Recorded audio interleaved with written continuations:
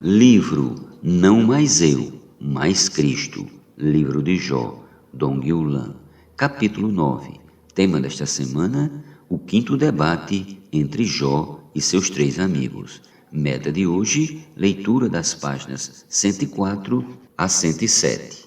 Palavras infrutíferas. Os capítulos 16, 17 e 18 do livro de Jó abrangem o quinto debate entre ele e seus amigos. Os capítulos 16 e 17 mostram que Jó continua queixando-se de Deus, porém é visível o fato de que ele já não fala tanto como antes. Reportando-nos por um momento ao capítulo 15, Elifas, ao discorrer sobre o castigo de Deus aos perversos, parecia estar enquadrando Jó entre eles, e por isso suas palavras dão a entender que Jó estava recebendo de Deus o justo castigo. Versículo 17 ao 35.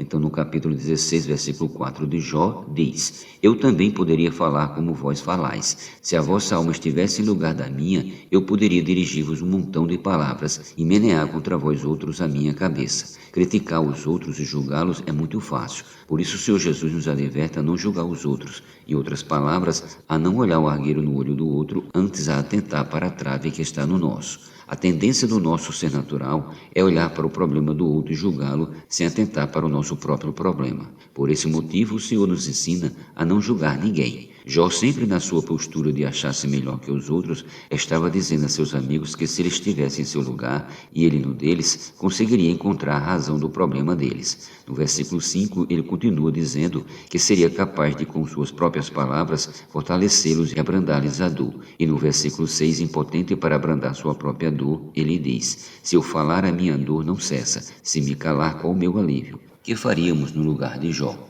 O melhor seria calar e deixar Cristo falar. Dos versículos 7 a 18, Jó se queixa de como Deus o tem oprimido, de seu corpo físico ressequido, de como Deus o tem ferido e exposto ao escárnio dos ímpios, indo seu orgulho revolver-se no pó. Fala de seu rosto afogueado, de chorar, da sombra da morte, pairando sobre seus olhos, e por fim ele clama à terra que não cubra o seu sangue e não oculte o seu clamor, assim como o sangue de Abel, que da terra clamava a Deus. Gênesis 4:10. Será que era necessário um fiador entre Jó e Deus? Jó não encontrou entre os homens alguém que pudesse ser seu fiador. Ele agora sentia-se acabado. No entanto, o fim do homem é o início de Deus. Então Deus entrou em cena e revelou a Jó que ele tem um fiador, uma testemunha nos céus. Por isso, em 16:19, Jó diz: Já agora sabeis que a minha testemunha está no céu, e nas alturas quem advoga a minha causa. Embora Jó, pela época em que viveu, não tivesse clareza de quem era o seu fiador, ele ganhou essa revelação de Deus. Mas nós o vivemos na era do Novo Testamento. Temos a realidade de que o próprio Senhor Jesus Cristo é o nosso fiador. Isso está em Hebreus 7:22, que diz: Por isso mesmo Jesus se tem tornado fiador de superior aliança. Esse fiador Jesus Cristo, por nossa causa, tornou-se sacerdote. Os versículos 24 a 26 dizem: Este, no entanto, porque continua para sempre, tem o seu sacerdócio imutável. Por isso também pode salvar totalmente os que por ele se chegam a Deus, vivendo sempre para interceder por eles. Com efeito, nos convinha um sumo sacerdote como este, santo, inculpável, sem mácula, separado dos pecadores e feito mais alto do que os céus. Os capítulos 8, versículo 6 e capítulo 9, versículo 15 continuam. Agora, com efeito, obteve Jesus ministério tanto mais excelente, quanto é ele também mediador de superior aliança instituída com base em superiores promessas. Por isso mesmo, ele é o mediador da nova aliança, a fim de que, intervindo a morte para a remissão das transgressões que havia sob a primeira aliança, receba a promessa da eterna herança àqueles que têm sido chamados. Cristo é o mediador, fiador, da nova aliança. Pela sua promessa, ele nos fez ganhar agora uma herança eterna, que é a nova aliança. Isso é confirmado em 1 Timóteo 2,5, que diz: Porquanto há um só Deus e um só mediador entre Deus e os homens, Cristo Jesus, homem.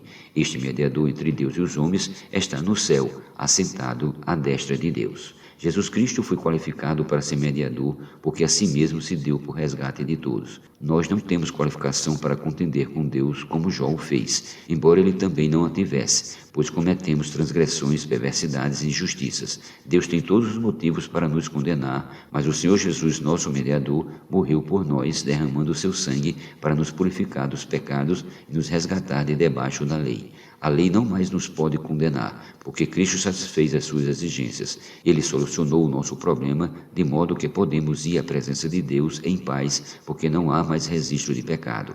Colossenses capítulo 2, versículos do 13 ao 15. Quando ouviu esse mediador, Jó quebrantou-se em seu espírito. Já não se sentia forte como antes, não tinha mais o que falar. Por isso, no capítulo 17, versículo 1, ele disse: o meu espírito se vai consumindo, os meus dias se vão apagando, e só tenho perante mim a sepultura.